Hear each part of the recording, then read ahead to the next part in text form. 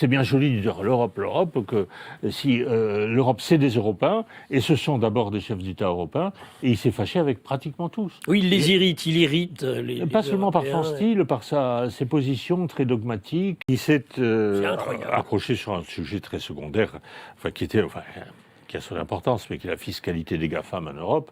Mais ça, c'était sur instruction des autorités de Bruxelles, qui lui ont dit, tu vas voir Trump, tu lui parleras de ça.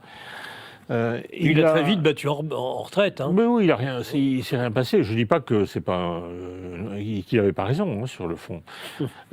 Non, mais avec les États-Unis, comme avec l'Allemagne d'ailleurs, quand on se sent plus faible, on se tait. Hein, on se tait. Et il a, dans ces affaires-là, bon, il ne s'est jamais accroché véritablement, alors qu'il y avait matière pour s'accrocher sur des vrais sujets avec l'Allemagne.